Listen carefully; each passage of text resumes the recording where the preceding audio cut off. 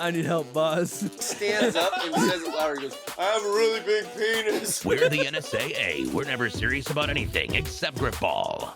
I have drifted an aircraft carrier. What? To an extent, but you'll be out there alone as fuck. There's no... Just bumping into people by osmosis of dopeness, you know? 3, 2. I think I'm gonna go crazy here. Go crazy here, bro. We're rolling.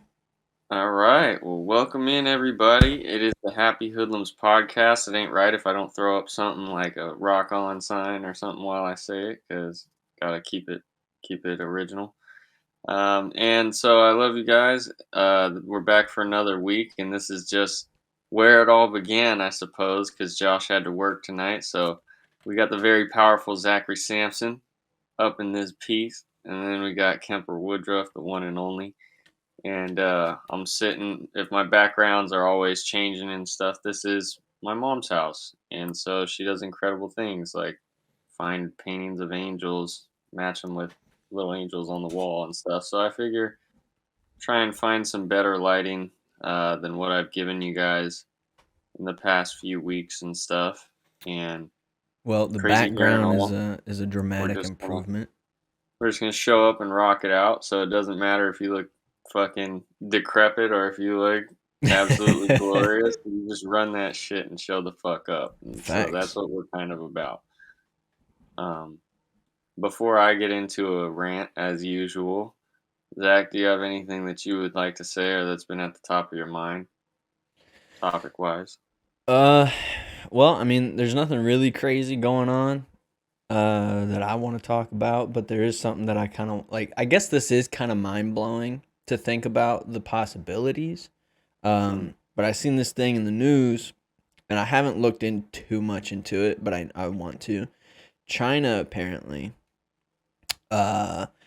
discovered this crystal on the moon that is speculated to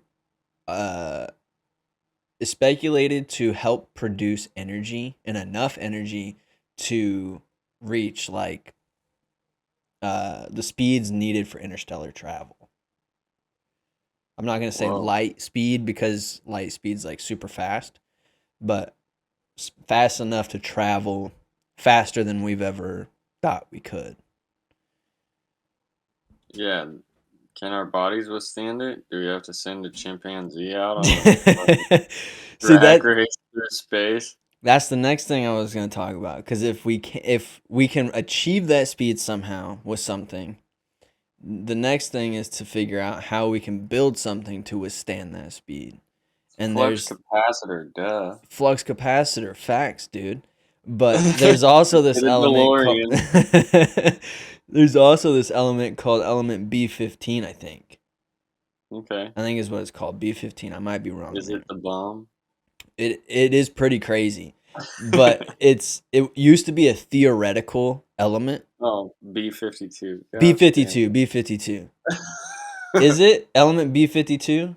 It's not B15. No, B15 is a bomber, right? What the fuck, bro? Okay. Anyways, there's an element B something. Sorry, my brain don't remember shit right. I'm already like halfway fucking.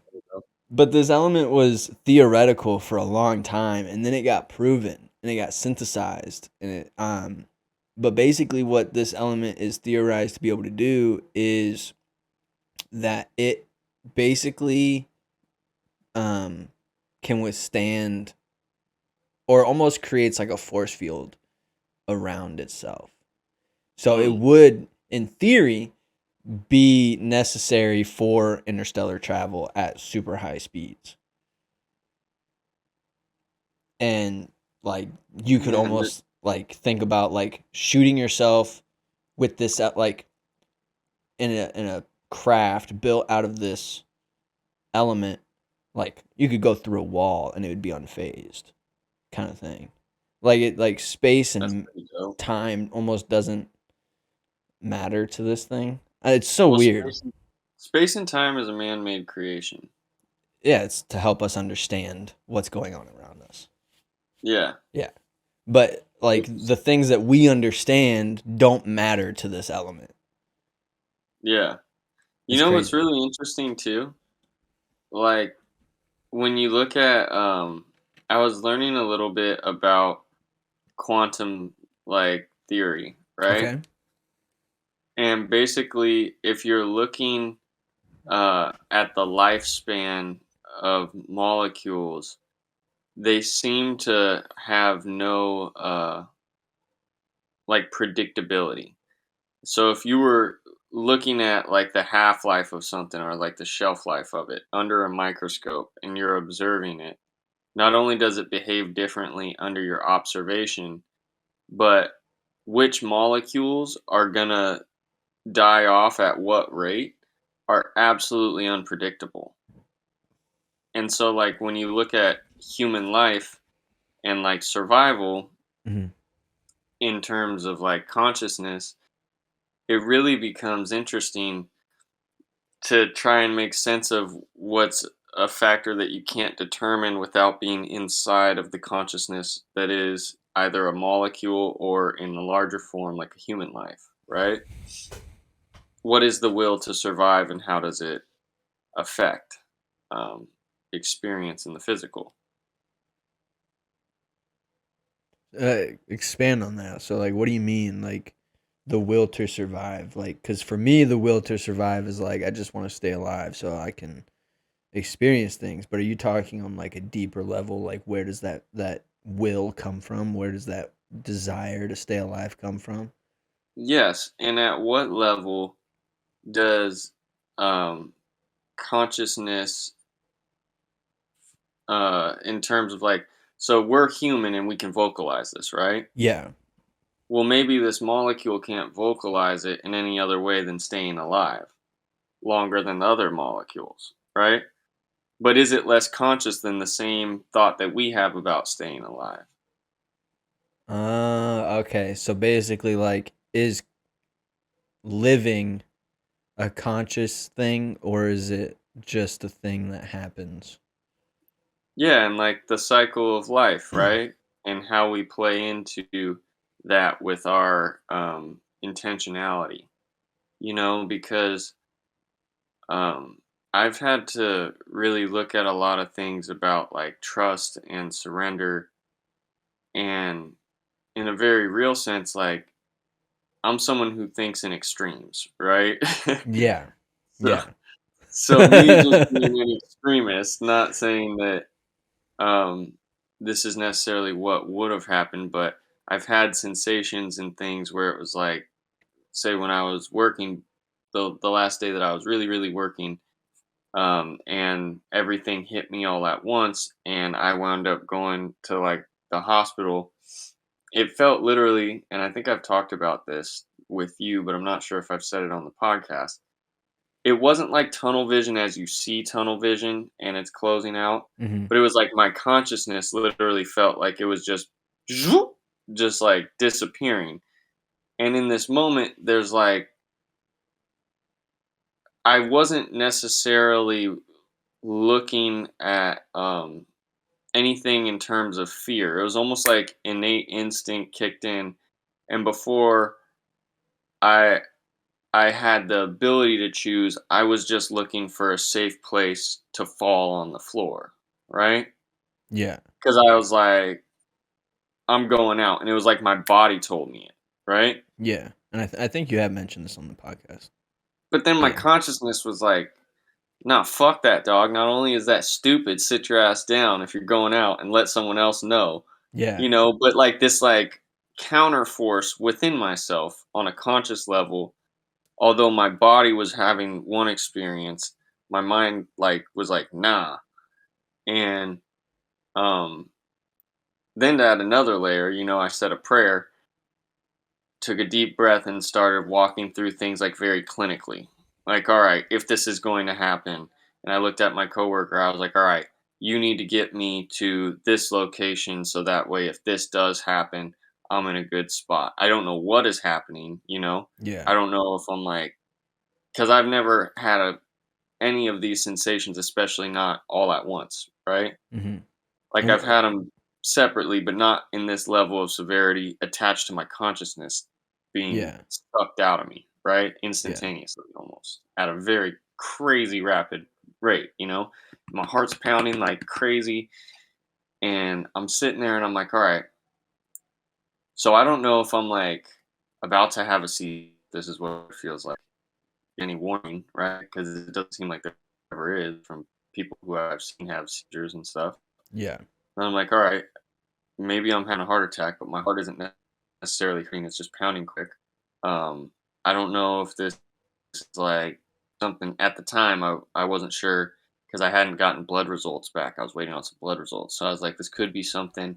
I don't know if this is like what diabetic people go through before they pass out, or if I'm having a stroke or some kind of shit. You know what I mean? Mm-hmm. So I'm like in my head going through like all these things, or am I just gonna faint?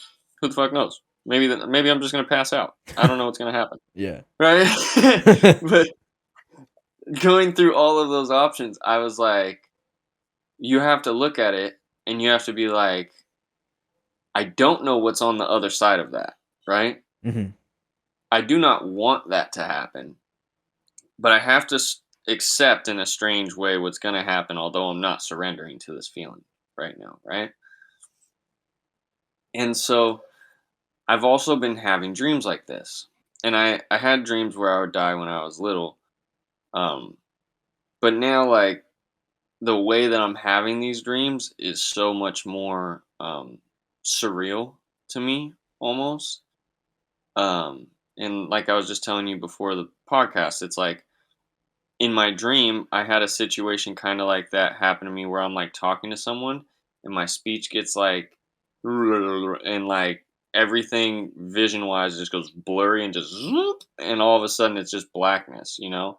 And last night I had this fucking nightmare where I'm like talking to somebody and they're like standing there and they get really tall. And then it was like, I hear this shit and I'm like trying to explain to them, like, no, I'm just trying to go see my mom, you know? And my mom was in the back of the house, right? And I was like in a cathedral, but it was like attached to my house too, which was the weird part. Yeah, that's And so where I was sleeping, although it was like the same room that I was in, it was kind of like really tall, almost like a cathedral. okay. But it connected just like my front room going into my living room and into my kitchen, and it was my house beyond that, right? So it was like I was in this one space trying to get to my mom, and this situation happens to me, right? I wind up falling out and I'm feeling someone like almost like doing CPR on me, but it's just all black, you know, and I don't feel my body. And I'm like, I wake up, and when I wake up, it was like I had died and woke up, and I was in the same fucking place that I was in my dream, going to do the same thing. You see what I'm saying? Yeah, it's almost like you're dreaming about what's happening or Yeah. something. Yeah, it's weird. That's weird. It's very weird. And like then you wake up and you're like, you know, and so I was writing about kind of the need for a baseline reality almost, right? Okay. Yeah. And so I was looking at what are some of the things that bring me to an established baseline within myself, since my mind and my body aren't necessarily communicating together Mm-hmm. cohesively. Um, and I was like, there's some things that are a strange middle ground, right? Yeah. And so I think something like push-ups, like things that are like physically exerting, Okay. or like walking. And those are kind of like metaphorical exercises, right? Forcing yourself to like press on or to exert yourself to move, right? And so um it's like an outward exercise that reflects your inward state of intentionality. Um There's Go ahead, sorry. no, continue. I Um know what I'm going to say. there's a similar uh exercise that's suggested to people with high anxiety, and it's called grounding.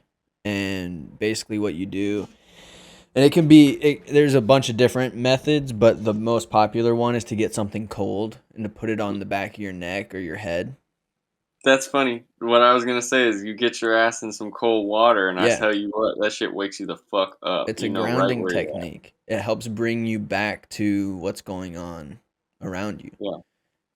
It like And shocks your body and forces your consciousness into your body almost. yeah, it pulls, it takes away. It's such a, I don't know how it works for anxiety, but it works. And it just brings you back to yourself rather than Mhm. those intrusive thoughts. And for you, it's like it brings you back to your, it puts your mind and your body together. It's like, okay, there's something cold on the skin, and now both of your mind and body understand that that's cold, and it's like a It grounding thing, I guess. it's different though from like water, especially in like Okay, submerging yourself, like a like getting bath. fully immersed in something, Yeah, you jump in a cold shower or in a cold plunge or something like that, like a bathtub, yeah, and it wakes you the fuck up. yeah. It Um, does. but it's weird, like when I put, cause my eyes have been fucking killing me lately from like light, and like when I put an ice pack on my eyes, or especially like on the back of my head, Yeah, cause my head just gets warm as fuck, bro. And like it's like a computer that's literally like heating up too much. Like well, in our my brains are the most powerful computers in the world. yeah, and so like I put my ice pack on when I got back, and I hadn't taken a nap today because I was handling some shit that had me out of the house. Yeah, Bro, by the time I got back home at like I don't know 3 or 4 o'clock, and I put that ice pack on my head, yeah. I can't even tell you how much time it took for me to just like pass out. Just relaxed. It is so crazy. Like it was like my body was just like, "Yup, bang, you're Boom. asleep." Dude, Like, sometimes that happens to me too, and it doesn't even like, I don't feel tired, but I'll just have like the right blanket on or something like that, and I'll just pass the fuck out super quick. yeah, I've had strange experiences with that shit before. Like the number one being when I was so this is a weird one to talk about. Okay. Um, because this was like one of the most pivotal days in my entire life, right? All right. Um,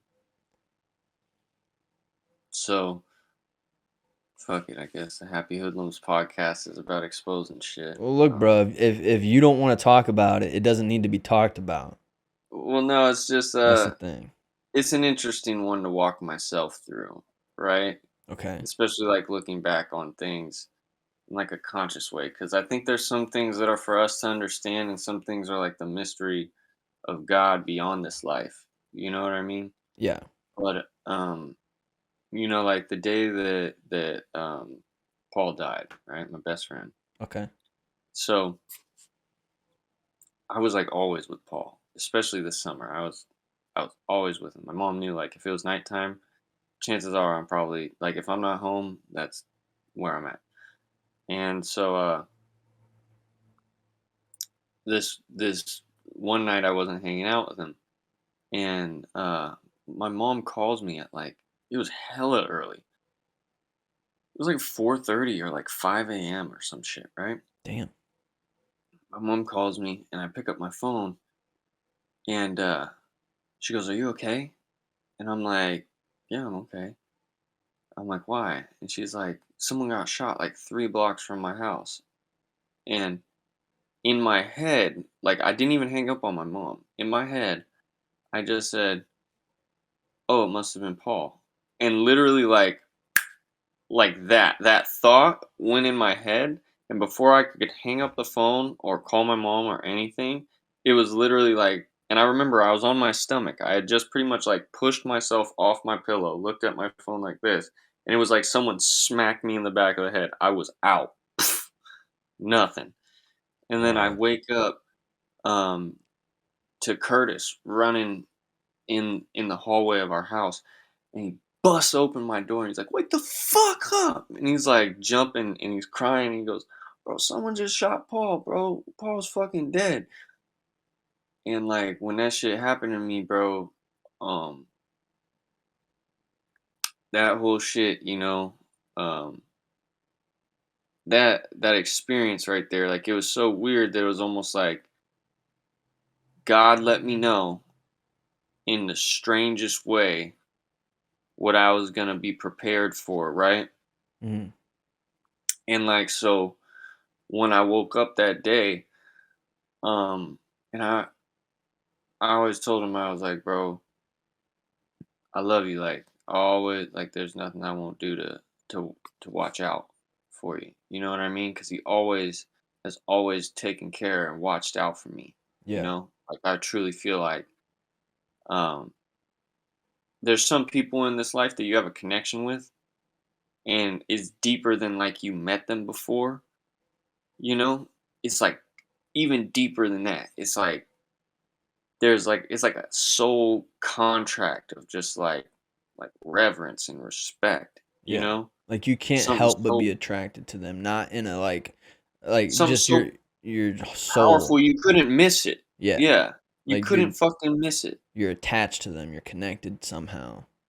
Yeah. Yeah. And in many ways I feel that he's like even when he was alive, he always protected me, like without me even asking. Like that's the level of love that he operates in, Yeah. you He know? had your back no Just like matter fuck what. that. Like yeah, if anyone talked any kind of shit about me before I could even handle it, he would be there. You Yeah. know what I mean? Without me asking or anything, right? He's literally like I consider him the guardian angel in many senses that I not only got to live with, but I live with now, and I know that he still watches over me, in these crazy moments of what I go through. Um, I remember and sorry, go ahead. so I don't really know where I'm at in this story. But that's what it was. So I wake up, right? And it was almost like I was able to operate with a calm in a sense, or like a role. Like God gave me a preview, and that's why I think some things are sacred. Like I don't know how much is too much to share, um, but I don't know if there's other people that have experienced things in a similar way, you know. Yeah. And I'm extremely intrigued by it. Although I feel this is something unique, and that's like a sacred. There's certain moments that make your life, and I don't know if those are always to be shared with the world or not, but I think this is such a powerful thing. It's beyond what I would describe as a phenomenon, you know? Although scientifically that may be the only way that they could like classify this situation, right? Um, because it's so otherworldly, and it's like you get knowledge sometimes in like an instant, and it was so fucking weird because it's not something that I would ever think. It was just Yeah. inserted into my brain and then well, blam, right? It like divine intervention. Like, hey dude, I'm here to just prepare you for what's about to happen. Yeah. And that information got put into your head and then you had the time to process it, and well, not necessarily process it because you fell asleep, but you had you had the ability to understand what was about to happen, I guess. I don't know how I was Yeah, explaining it, like I but woke up already knowing what this person's telling me and they just found out, yeah. right?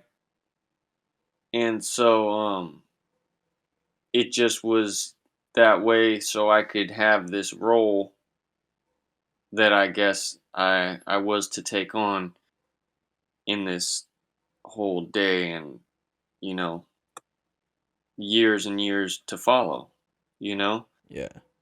um And so like when I look at life, and especially when I'm looking at like my own dreams and these experiences, right? Um, of nightmares and dreams becoming reality. Even like because they talk about dreaming your reality.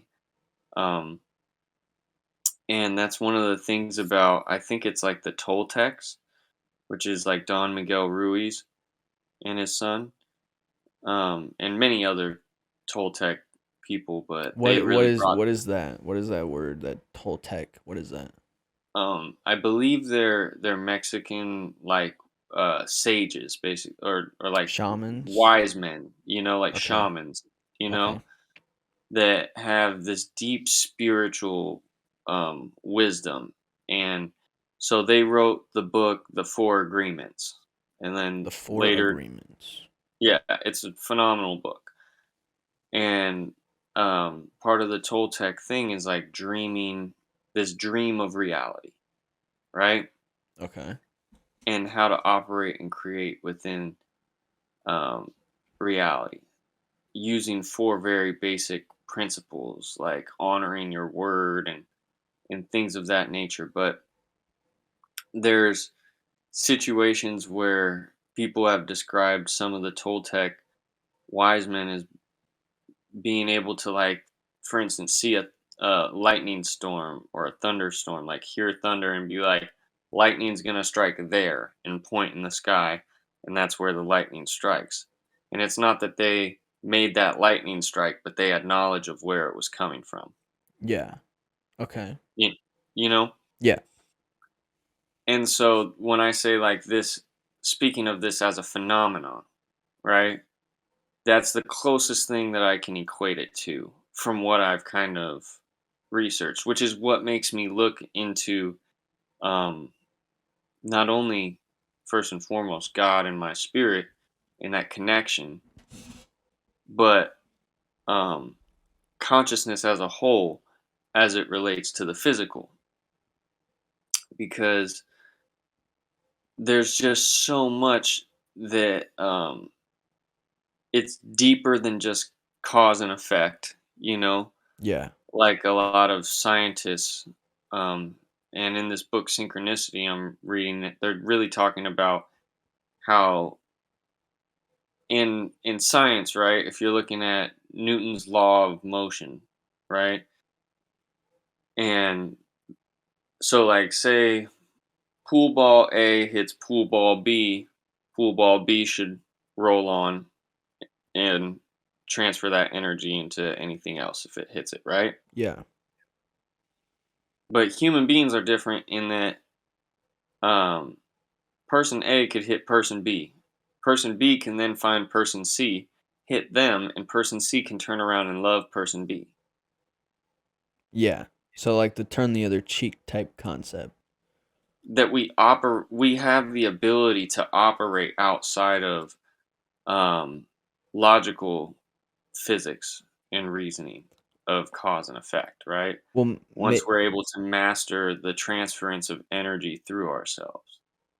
okay. Um, but sometimes we're just like the straight up conduit, and I think we kind of always are. I haven't figured out how our intentionality and our willingness plays a complete role in terms of self mastery, and I feel that there's some things that we get snapshots of, but we're not allowed to see like the full picture. Um, like I was just talking to, well, let's just put it on me, like with my dad passing away, Mhm. right? Um, it's so crazy because, uh, so last night I had this crazy ass nightmare, right?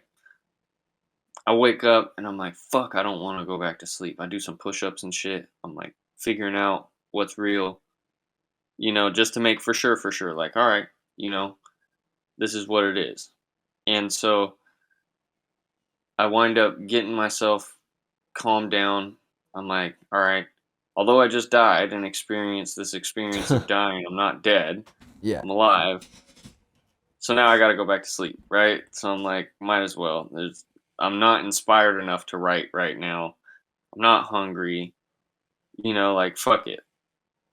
Let's just go back to sleep. If anything, I should have more trust, right? That I'm taken care of, although you're in a strange way, like, shell shocked of what you just survived. Because it's very real, right? When you're sleeping, it seems totally real. But then, like, sometimes I'm conscious in my dreams, sometimes I'm not. I have this other dream, and I'm on the side of my house, and it was a party, and I'm trying to get this lady to leave who's not supposed to be there, right? And she's trying to climb this, like, stack of wood that we had, like, piled against the house, right?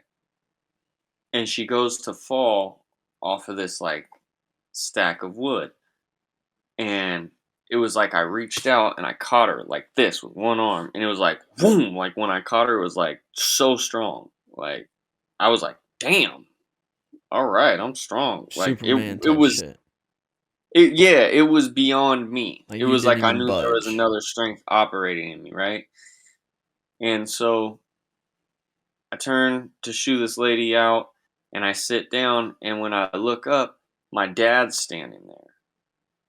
And this is the Shit. first time I've seen my dad since he's passed away, right? And I didn't get to see him because he was fucking cremated. So, I look at him, and I was so happy, bro. It was like a kid on Christmas, like when I was like, yeah, like, dad, Yeah, like I was just so extremely stoked, right? happy. Yeah. I give his ass a hug, and he looked so good. Like, I was like, wow, like, so vibrant, so strong. And I give him a hug, and then I'm like, wait, but like, you're not supposed to be here, kind of thing, right? Yeah, you're realizing it's a dream. Although I'm in a dream. Yeah. And I'm still in the dream, right? That's lucid dreaming, bro. Bro, I don't know how to describe it, like, and it's like, it's one of those things, like, going forward, I may not choose to give those little special moments away, especially like a first, Yeah. Because like I said, I believe some things are just sacred, but it's like I know that I'm seen too. Like, I know because I don't know. It's hard to put into words. I didn't conjure that, you know? Yeah. It's like it just is. And so when I look at things like the will to live and the experience of life as we walk through life and are part of creation in life consciously, people talk about dreaming your reality, you know? And there's a really interesting dude named Neville Goddard who's a phenomenal speaker. And this dude's so far ahead of his time, although I think everything's perfectly timed. But I swear to God, I would go back in time to just to hear one of this dude's speeches. He was a man from Barbados who was a dancer before the Great Depression and during the Depression. And he wound up being one of kind of the original speakers on the law of attraction. Well, I mean, I guess Jesus kind of talks about it too, and other people. But In the modern day. yeah, Kind of like thing. how he was talking about it. And he said, essentially, you can't acknowledge two realities at once. You only acknowledge one reality. And so and this goes back to like asking it is given by Abraham Hicks and just that whole asking that thou shalt receive, right? In my own personal life, in terms of prayer and conscious relationship to God, in terms of my reality, God stopped being Santa Claus, although I realized in these moments that I had a desire and I was like, I want that, right? And then years later, either that very same thing or something that matched its essence completely but superseded what I knew to ask for at that time as an option Mm-hmm. came to me. And I was like, oh shit, did I not, was I not given that very thing that I asked for in the moment that I asked for it? I just wasn't in the space physically to receive it, right? Yeah. And so Neville Goddard describes um, once you identify your desire, you have to just feel it and live in the essence of it and only acknowledge its presence in your reality because you can't acknowledge more than one reality at a time. You got to choose, right? Either you have it or you don't. And if you do, then don't talk against it because you have it. How can I tell you that I don't have this thing, although you see that I don't have it right now? I do have it because I own its essence. I am it. Bro. And therefore, it will come to me. Yeah. And it's not that it will come to me in time and space. It's that I have it and I am it right now. So I Yeah. can't explain to you the who, when, what, how of how I'm getting there, right? I guess. I don't need to um, understand what he describes as the bridge of incidences. You know, all these scenarios that will line up in order to get me from right here to the space where I actually receive that desire in the physical, not Yeah. just in the metaphysical.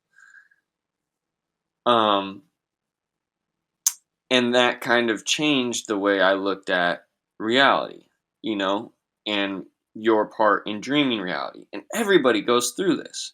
You look at a car and you say, I like that car, and then you start to see it everywhere. In psychology, we call it confirmation bias, right? Sure. You start deductive reasoning that yes, once I've identified this thing that I want, that I'm then looking for it, so I'm just not observing the other things, not that there are more of them in existence. Okay. Yeah. But you're closer to them in your relationship to them because of your conscious positioning.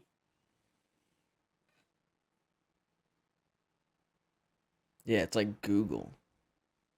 Like when you Google. Pretty interesting, right? Yeah.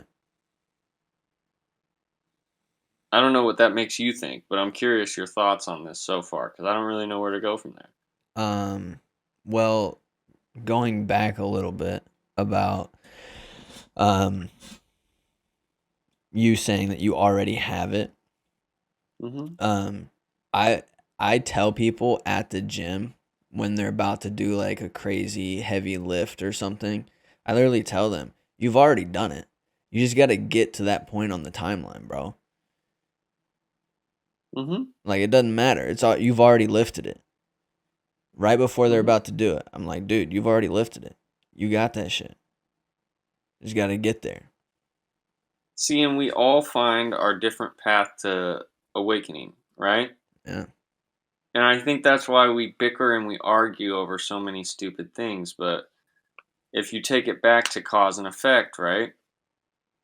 Um, there's just simply too many factors for science to ever rationalize truly what things are. The only place that science is truly accurate is in theory, right? Because as accurate a study as you want to make, right? And in this book, they use the example of like a tennis game, right? Okay. There's, the velocity and the trajectory and the breeze. Are you inside? Are you outside? Is there one puddle on the floor? Because that puddle will affect the humidity, which will affect the The you know, ball and all the convection air current and of the yeah. air, which then you have to look at the positioning of where you are on Earth. Is it night? Is it day? The positioning of, All the the nuances moon in of the of sky everything. and the tide. So you can make a theoretical assessment pretty easily. But when you even just come down to trying to calculate the air resistance, you can't do it. It's an endless stream of like smaller and smaller and smaller and smaller things. This goes Yeah. back to those Russian dolls. That's why I think they're such a great example. I The think doll and a doll and a doll and a doll. I think what science does well is explains each of those tiny little steps without making it the bigger picture. So what you're saying, right? That thing that science can't explain, they're explaining just each little tiny little piece all on its own, and they're not looking at it as a huge thing that could be an amazing puzzle to solve. That's something. Well, maybe they are. Maybe there are people who are out there like that, but I think their science is really good at explaining the little things that are physically going on. Science is not for nothing, No. right? But it makes you wonder when you look at things, say, flight, or when they talk about, when you think about thought as a frequency, right? Mm-hmm. And you look at the timeline of discoveries of which things are made, right? Yeah. There's a conscious evolution to things, and how interesting is it that I can't remember the other gentleman's name. I believe it was an Italian dude, but he and Alexander Graham Bell both making the telephone. It wasn't Nikola Tesla, right? No. Okay. But I just can't remember the dude's name. You can probably Google it. Who made the telephone that wasn't Alexander Graham Bell or whatever. I think that's his name. But if you're just looking at like consciousness, right, and discoveries, was science 100% necessary to figure out this thing? Antonio Or was Mucci. What's his name? Antonio Mucci, I think is how you say his last name. Yeah. So it's interesting that when you're looking at consciousness and people realizing certain things at certain times, Yeah. in the grand scheme of life, it's like, was this inevitably gonna happen, or was it all a result of, like, where does cause and effect play into a realm that is non-physical because it acts without a physical need for a cause, right? Car A or pool ball A does not have to hit pool ball B to move pool ball C. Yeah. It's like I don't know how to explain it. It's like intention, thought and emotion, like consciousness mixed with intention. That's like the duality, thought and emotion. Yeah. It's getting And deep. see, like, I love this, and it's like, how does it get into the realm of the levels of your own consciousness, from your conscious awakening mind to that of your subconscious that remembers the lives you've lived before? I almost think that it's like, well, we've talked about this before. The fact that scientists have literally been able to store information on DNA, Mm-hmm. right? And if that is the case, then we are literally living hard drives. And what if those other lives that you're seeing are ancestors just saved in your fucking DNA and you're tapping into it?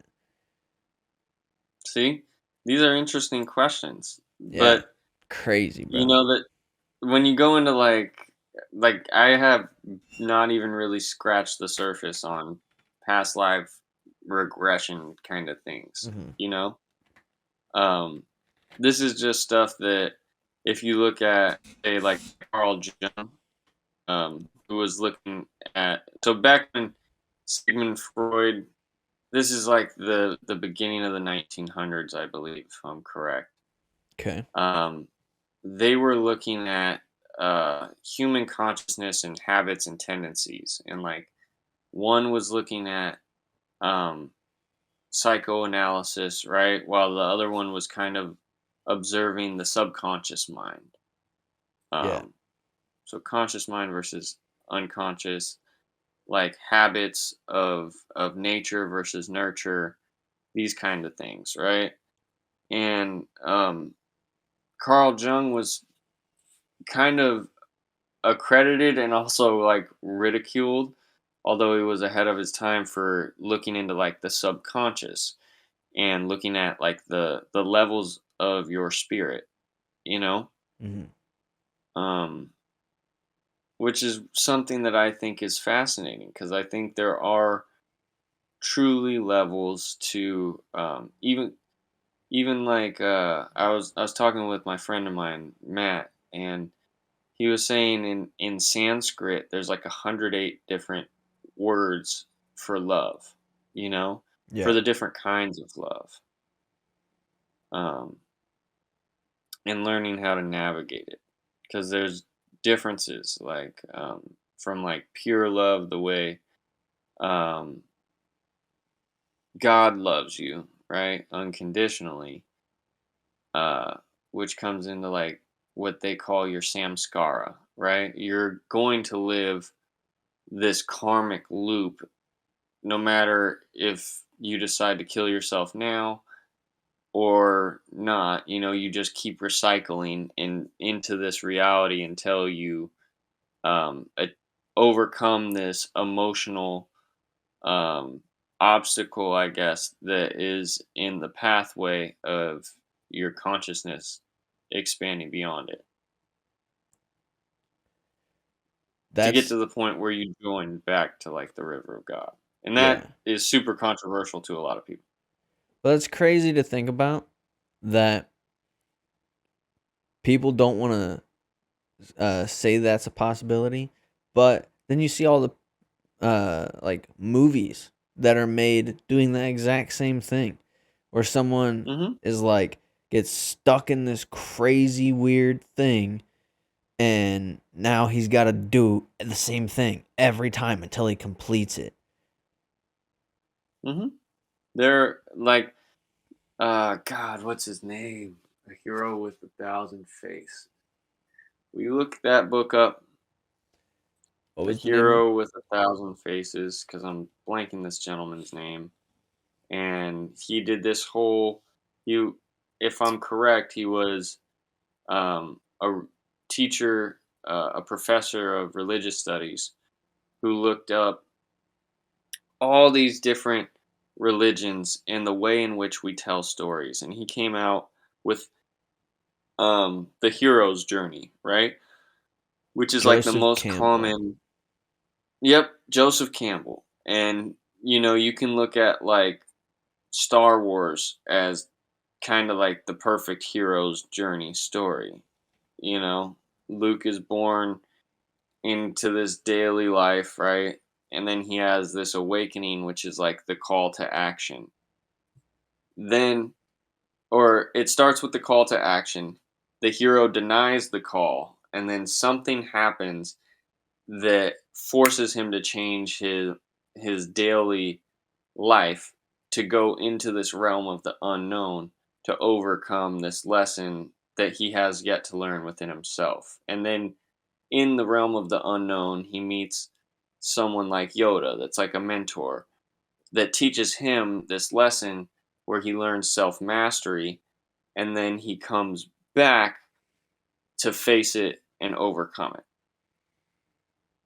right? And that's the hero's journey. And a hero with a thousand faces is basically going through all these different eras and civilizations of people telling this same uh, premise of overcoming consciousness and barriers of life lessons within yourself.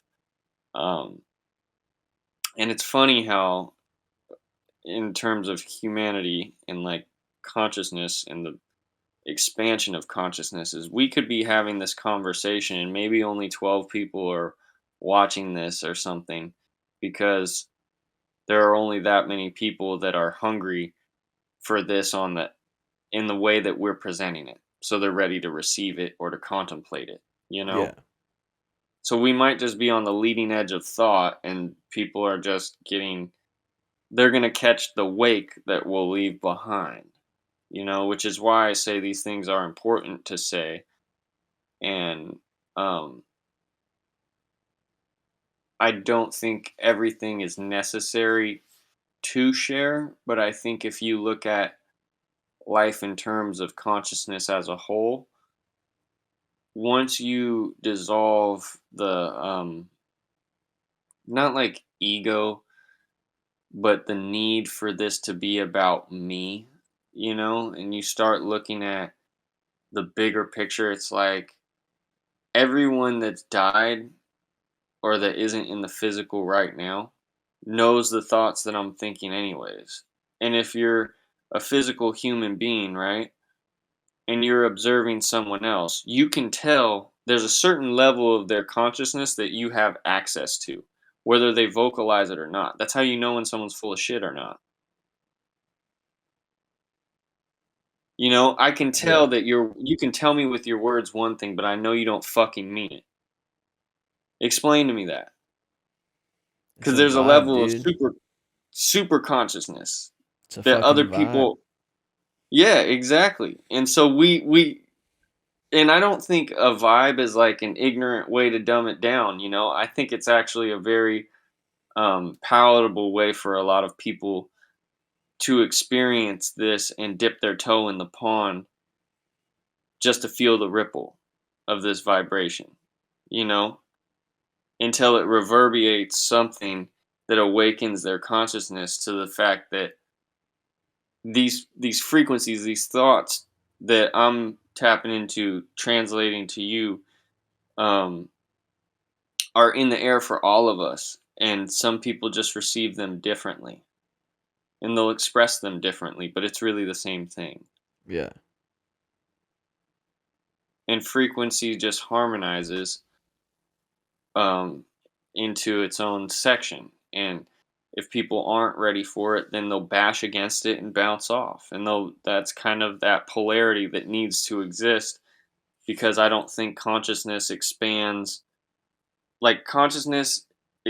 equally upward and downward in spirals, right? So if you imagine like a tornado, and this is the level, right? Mhm. And then an equal tornado going downward, right? In order for frequency to remain with polar opposites available for us, they have to expand equally in opposite directions at the same time. Yeah. That's why I think when people have like a DMT experience, or at least my DMT experience, when I had like an out of body sensation, it basically felt like I was energy imploding and expanding in all directions simultaneously, while energy was moving in waves, right, of varying intensity um, throughout my whole being. And so if you look at this and then you like matter and creation and consciousness, and you take away space and time as a reference point, and you just look at creation as a whole, it seems to make more sense to me. Explain that again. I don't know if I not the whole thing, just the if you look at creation as a whole, it makes more So sense. it makes more sense in how each thought expands, creating more, for lack of a better, more room that is already room being filled in with that expansion you've created. So the best way to explain this would to be looking at like the Fibonacci sequence, right? And if you just look it up, like Fibonacci explained in real life, it's basically this thing that we see in seashells. It's in all different kinds of shapes, and it's the way that numbers move to create in this spiral, right? More room for things to always fill in the gaps, right? And every gap is just perfectly filled in. Yeah. And it's this like exponential equation, I guess you can look at, that is expressed through many things throughout nature. And I think when you start looking at thought in terms of frequency, but you take that same concept of something that we see in nature, in how creation takes place organically, it can make sense of polarizing power and of possibility, I guess, for thought and experience on Earth. And so the better it gets, the better it gets, and the worse it gets, the worse it gets in more extremes. And it's harder to be in the middle with such powerful polarity. And so when we look at life in terms of like current events, right? Mm-hmm.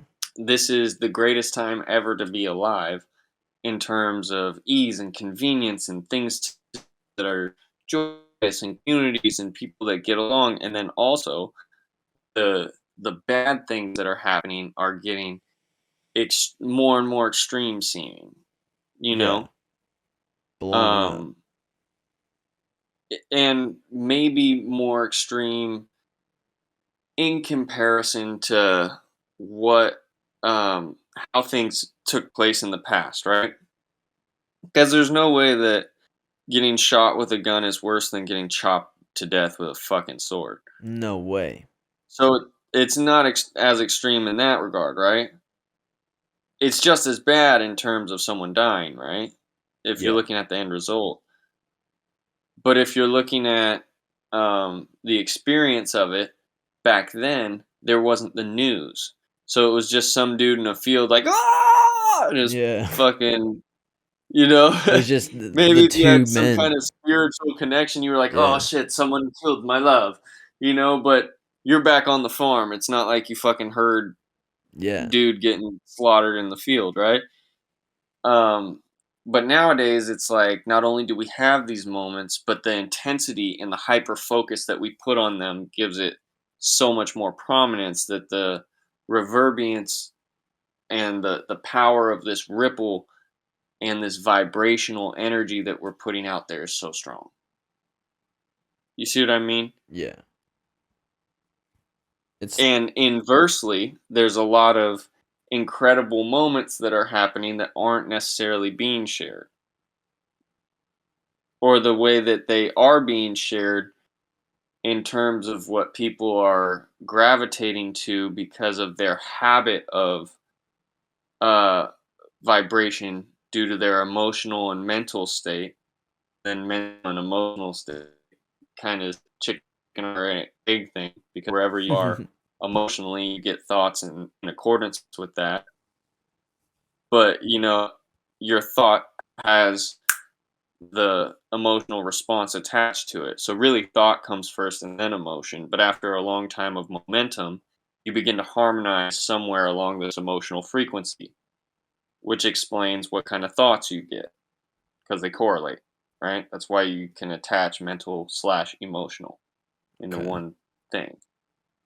And so on this like thing that is frequency of possibility, right? Good things over here by Angel, bad things over here in, I don't know, dark land, right?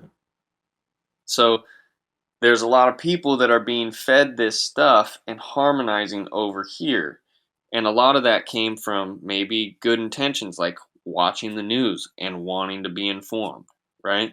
And maybe back in the day, we were told, oh, this is a great revolutionary thing once we were able to share thoughts through the news, first with newspapers, then radios, then television, right? Yeah. But then people started to fuck with that, you know, and dick with this. And it moved it from what could have been this awesome thing down over here. And now we have it existing in two separate spaces, except a lot of people realized that maybe the way that I can be the most organic in who and true to who I am in my journey is to unplug from it all. And that's what we're seeing in real terms, right? Of people putting down, be it social media, CNN, whatever fucking news network you watch. Yeah.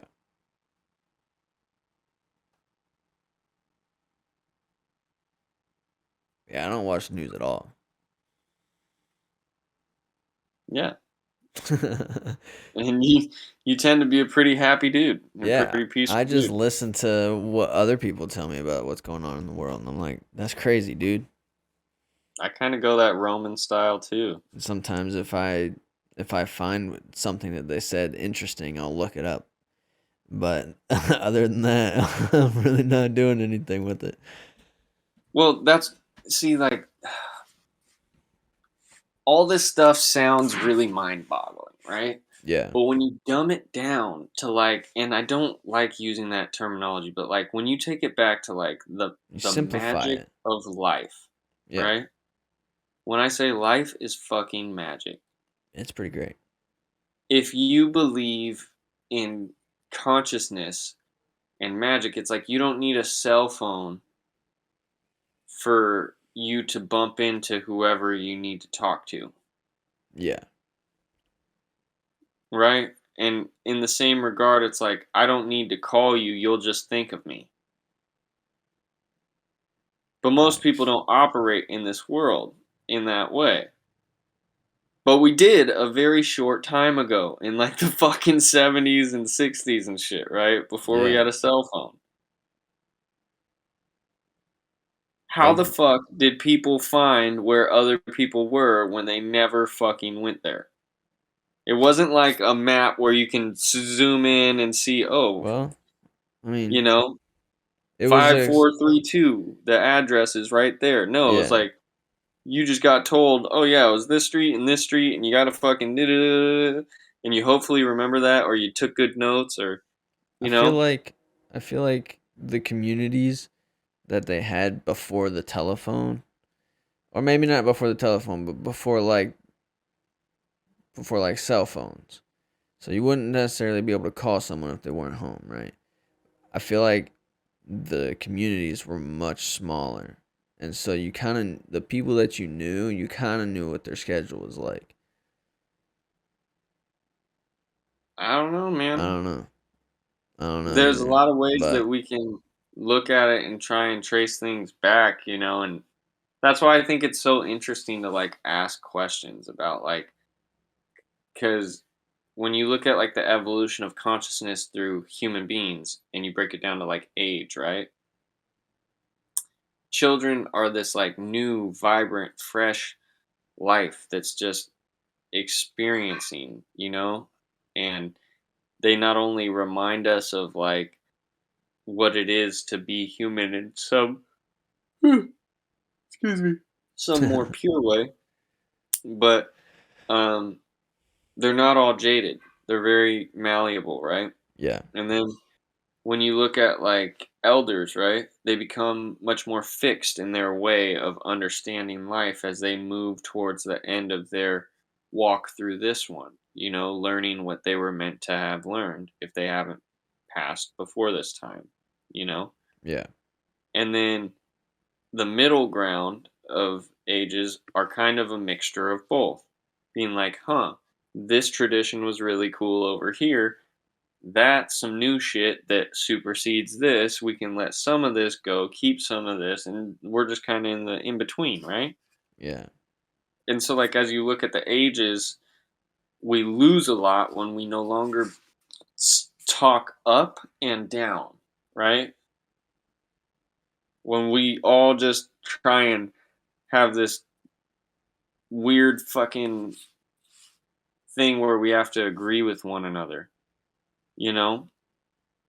We kind of lose a lot to this, and I think that's what to the experience of life, and I think that's what some people are finding unnatural about the social media experience, of something taking your thoughts and just recycling back to you the same thoughts. And yet, if you look at life, right? The law of attraction.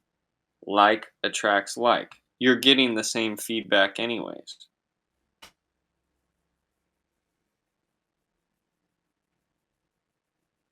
However, it can seem that it isn't so. Because when you look at what harmonizes, right? And we take this to like predator and prey, right? Or let's make a more lighthearted thing. Someone who is walking around their house frustrated stubs their toe, Okay. right? You're met with this situation that reflects to you your frustration. Yeah. And don't if you don't change that vibration and realize, hey, I don't like to feel this way, and say, laugh it off, right? Which is that breaking of the cycle, right? Person A hits person B hits person C, and person C hugs them, right? Yeah. If you don't become person C where you master your emotion and you break this cycle, you stub your toe and then you spill your coffee on yourself. Because you got more angry over stubbing your toe rather than being like, fuck, and laughing it off, right? I do that shit regularly. Cause I'm like, I literally recently, I ran into my dishwasher door, and then I stubbed my toe in the corner. And at that point, I just started saying, "Fuck, dude! God damn it!" And just started making Yeah. fun of it and just fucking joking around about it. I'm like, God, dude, this is ridiculous. Come on. Yeah. And so that's like a level of self mastery, right? In the simplest of forms. Yeah. And we overcomplicate it. And it's like, that's why, although I enjoy the kind of perplexing, paradoxical, like duality speak, and kind of, Craziness. the sciencey madness of it, right? In theory. When you look at it in application, it's really quite simple. Yeah. And that's kind of what I'm just trying to express to people here is like this whole thing of creation and making a good life for yourself. Like I really want to just empower people to themselves. Um, and I could kind of, in one sense, like I want the best for everybody, but I have to get to a point where I can care less. If you take Yeah. it, you take it. If you don't, you don't, because I know that you have the ability to. And so for me to feel sympathetic for you not to take of this, is disempowering you from your ability to choose. And it's for me to see you in a disempowered way, but I believe better for you. And so it's like, no, I just need to somehow sit here and keep being willing to say basically the same thing many different ways over and learn to enjoy that I'm blessed with the saying of it, because of the feeling that it gives to me. Although right now I'm like the day that I'm kind of having, I'm a little bit drained. And so Yeah. my speech isn't as vibrant and like electric just cuz my head is like fuck, dude. But I still wanted to show up and at least give what I could. For real, bro. I think you did fucking great for an hour and a half. Well, shit. Yeah, bro.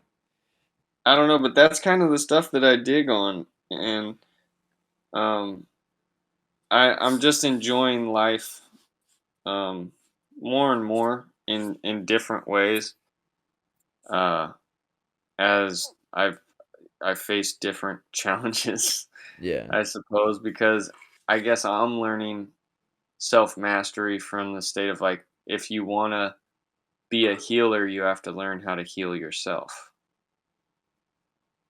Yeah. you know?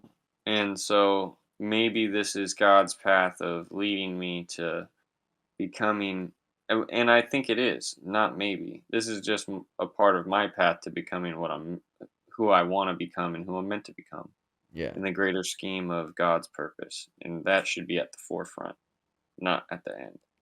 But I might have put it at the end just because it's like the ultimate. Or because of ego. Who the fuck knows? You know, Who people knows? can say the argument can be made either way, but it's always like an internal knowing. Yeah. But when you live in this world of thought space, I guess, it's very important to unplug and to ground yourself, you know? Mhm. Because nightmares are just moments, but you can dream your way into a nightmarish reality if you don't take the time to handle yourself first with care, you know? And it doesn't matter how much. This is one of the things that I'm learning that's been very much on the top of my list, I guess, of what I need to come to understand is no matter what, no matter how good intentioned you or you can try and do something that's noble, right? But really it's a hollow reasoning if it's attached to wanting that very thing in return. And so I'm trying to do this in a way where it's like not really giving a shit if people catch on or not, in the sense of, you know, because if you can just be indifferent to it, you can be more pure in your influence, you know, and not need to have the credit for it almost. It's just you're doing it to do it. Yeah. You're doing it for the love of it. Yeah, in a different way. And not it's like, you know, you can do a lot to try and make someone love you, right? Um, but no matter how many good things you do for them, you're presenting this vibrational energy of unworthiness because your actions are essentially a manifestation of you begging for this emotion that you're pinching yourself off from. You're not allowing. You don't accept the love for yourself. And so because you take this stance of unworthiness, you're not able to receive the very thing that you want, you know? And so it's almost like when you can detach from that feeling of need for it, you know? And just be like, oh, that just is something. That is a choice in this buffet of life. Do I want to choose that? And why do I want to choose this? From an intentional, emotional standpoint of mastery, not because I need to do it. You know, I could be a dick if I want to be a dick, but why? Why? And like when you start looking at other people, like, oh, most of these people that you might think are assholes for reasons that they don't even understand because they haven't mastered themselves. That's why when you look at it biblically and they're like, forgive them for they know not what they do. Yeah. They're playing this piece in the grand scheme of the spectrum of life and where things harmonize and not even understanding where they're placing themselves. You know? They're unconscious humans. They're just apathetic humans, just zombies. They're just going And through so life. And they're not thinking about the things that they're doing or their actions or how that of like, you know, they're not trying to learn about the things it's that not they've that they're not experienced. trying. They just haven't put two and two together yet. Okay. It's So they like haven't. hitting a retarded puppy that just pissed on your shoe. Not only is it a puppy that doesn't know better, but it's fucking retarded. And you just fucking hit this defenseless, retarded puppy. You know, like when you really put it into extremes like that, Yeah. you know, I hope I don't get both like handicapped society and fucking PETA on me for this, but you know what I'm saying? You're not All in beating one. And if animals, it so was you're a all right. gay fucking little retarded puppy, then we're really fucked. You know, with bladder control issues. All right, but what I'm saying is the truth in the sense of like when you're dealing with human beings, it's like maybe this person really doesn't understand the grand scheme of what they're playing. And so the only way for me to show them what self mastery is and that it is an option is for me to be detached from reacting in an emotionally driven way that continues this cause and effect driven cycle of vibration. Instead, I take that vibration and I transmute it into something else and give you back something different to show you what energy can be. That this is just mastering energy.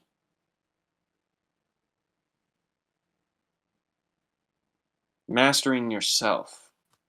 Shout out to Nipsey Hussle for saying if I could give you any piece of advice, it would be to learn to master your own energy.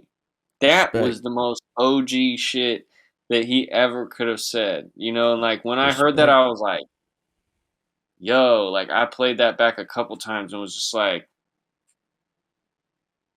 that's really prophetic. That's deep, you know? Yeah. That's really on the nose of what life is all about, you know? And so that's why I kind of also like to use him as someone who, although many people see his death, and I do myself in terms of my emotion for him and my love for his art and who he is, you know, just as a spirit, you know, everything that he's symbolic of, you know, and represents and stood for and stands for, you know, even now. Um, in the grand scheme of life, to take away from a whatever conclusion his life came to, I guess, in the physical sense, right? When he passed away. Um, and it's at like the highest stakes, right? Of extremes when you're looking at someone being killed and not only being killed on camera while they're trying to just promote goodness, right? That's a reflection of Jesus, is it not? And when you look at someone trying to teach you self mastery, someone that was placed in a situation at stakes that seemed to be and were, in a sense, against all odds, you know, that has taken that energy of that space and transmuted it into something else and not hid from it, but looked at it and accepted it. That's the most commendable thing, an example of a spirit walking through this human experience as you could wish to ever have, you know? And to take away from that would be dishonoring everything that that man stood, worked for, and represents still. Because a lot of people aren't going to church. And so, although Jesus is like my my symbol and my representative, you know, of everything that is God and a gateway to God, you know, Yeah. and to recognizing God in myself, you know, on a conscious level. Maybe other people have that through a Nipsey Hussle. That's why you have to look at like who the fuck you are, bro. Look at like Bob Marley. Look at these people that might not be of the same belief, that might be reaching people in a way that's so impactful, bro. And like that's when I talk about like the world needs happy hoodlums. Like that's what I'm talking about. Someone that breaks the mold, you know? And Yeah. they might be ostracized and even by their own peers as a hoodlum, but they're happy, you know? Like this shit is deep, bro. It's prophetic, you know, and I don't know when it's going to catch on, but I just pray and hope that it catches on to anyone that's ready to latch on to it and embrace it and become the best version of themselves, you know, Yo, at all facts. costs, you know, cuz when you when you live a hard day and then you die at night just to wake up to live another hard day, that's some ill shit to still show up. So I pat myself Fuck, on the bro. motherfucking back. You know what I mean? Quote it. You know, and there's people that have gone through harder. This is just Yeah. my experience in a phase of my life, you know? But fuck all that, bro. Like, at all costs, show the fuck up, you know, in whatever way you can. And just know there's angels right behind you, bro. You know, they're all around you. Even amidst that Preach. dark space. Like, it's all metaphoric. I didn't even know I'd be saying that. I just happened to come in here thinking it would be a way to show you guys my face since I'd kind of been out of the light. But now the light is kind of getting in my head, so I'm gonna let y'all go. But and I love you, Zach, bro. Like, I for love you real, too, thank dude. you for helping me not only to navigate through all of this, bro. Like, but I wouldn't even be here to do this if it wasn't for you. So Well, same to you, because I would have never done this. and to all of our viewers, man, salute. We love y'all. Happy Hoodlums out. Peace. Later.